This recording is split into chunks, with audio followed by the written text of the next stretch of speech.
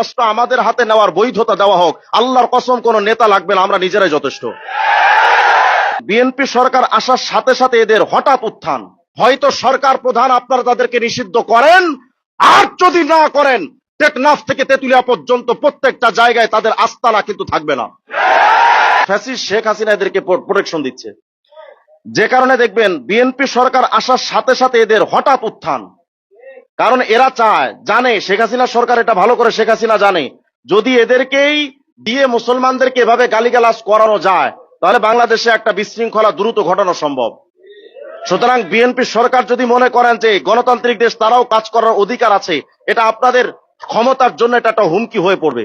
সুতরাং এখনই আপনাদের এর ব্যাপারে সক্রিয় হওয়া দরকার। প্রশাসনের ভাইদেরকে একটা পয়েন্ট বলি, আমাদের সম্ভবত ফরাজি ভাই বলে গেছেন, ইসলামের প্রকৃত রূপরেখা বইয়ের 40 নম্বর পৃষ্ঠা পড়েন।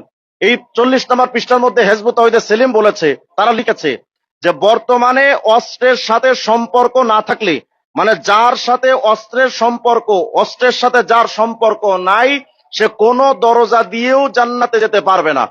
আমি প্রশাসনদের কাছে জানতে চাই, হেজবুত তাওহীদ সেলিমের এই বক্তব্য যদি মানতে হয় যে জান্নাতে যেতে গেলে, মুসলমান হতে গেলে অস্ত্রের সাথে সম্পর্ক রাখা লাগবে, যেহেতু তারা ছাড়া মুসলমান নয়, তার মানে তাদের কাছে অস্ত্র আছে, তাদের সাথে অস্ত্রের সাথে তাদের সম্পর্ক আছে। আপনারা যে এই বক্তব্য সেলিমরা দিল, এই বক্তব্যটাকে আপনারা মানেন কিনা? আমাদের প্রশ্ন হলো, প্রশাসন যদি এই অস্ত্র সংক্রান্ত হিজবুত তাওহীদ সেলিমদের বক্তব্য মেনে নেয়, তাহলে ওই অনুমতিটা আমাদেরকেও দেওয়া হোক, অর্থাৎ অস্ত্র আমাদের হাতে নেওয়ার বৈধতা দেওয়া হোক। আল্লাহর কসম কোন নেতা লাগবে না, আমরা নিজেরাই যথেষ্ট। আর যদি আপনারা বলেন যে নিয়ম অনুযায়ী, বাংলাদেশের সংবিধান অনুযায়ী তাদের এই বক্তব্যটা সরাসরি জঙ্গিদের বক্তব্য, সুতরাং অতি সত্বর এই ফেনী সহ বাংলাদেশের প্রত্যেকটা জায়গা থেকে হিজবুত তাওহীদকে নিষিদ্ধ করতে হবে। যদি আপনারা প্রশাসনের লোকেরা মনে করেন আমরা আপনাদের কাছে দয়া ভিক্ষা চাচ্ছি, আল্লাহর কসম করে দয়া ভিক্ষা নয়, এটা আমাদের সাংবিধানিক অধিকার। সুতরাং যদি আপনারা সহজভাবে তাদেরকে বন্ধ না করেন, আমি 8 বছর ধরে চিল্লাচ্ছি, জাতিকে সজাগ করার জন্য আমি কথা বলে যাচ্ছি। সুতরাং এখন সময় এসে গেছে, আমি তো এমনও চেয়েছি যে আমাকে তারা গুম করে দিক, আমাকে প্রয়োজন হত্যা করুক, বাংলাদেশের সমস্ত মুসলমান তাদের ব্যাপারে জাগ্রত হোক। আলহামদুলিল্লাহ এখন সে জাগরণের সময় এসেছে।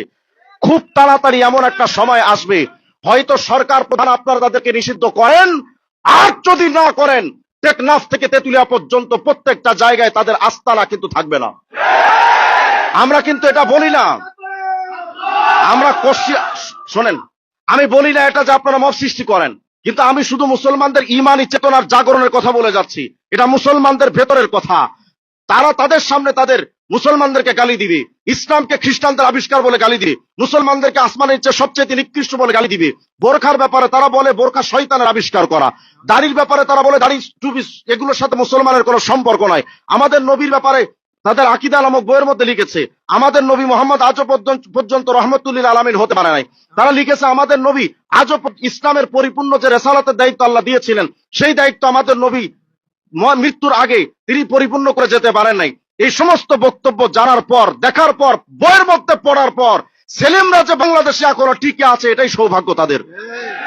সুতরাং সরকার প্রধানদের উচিত বাংলাদেশের পরিবেশকে সুন্দর স্বাভাবিক রাখার জন্য হিজবুত তাওহীদকে অতি সত্বর নিষিদ্ধ করা। আর যদি নিষিদ্ধ না করেন, মুসলমান যদি একবার জাগরণ সৃষ্টি হয়, মুসলমান যদি একবার সামনে এগিয়ে আসে, এই পরিস্থিতির সামাল দেওয়ার ক্ষমতা পদ্মা, মেঘনা, যমুনার পানি দিয়েও ঠান্ডা করা সম্ভব হবে না। রায়ান ইসলামিক টিভি নিত্য নতুন ভিডিও পেতে চ্যানেল সাবস্ক্রাইব করুন।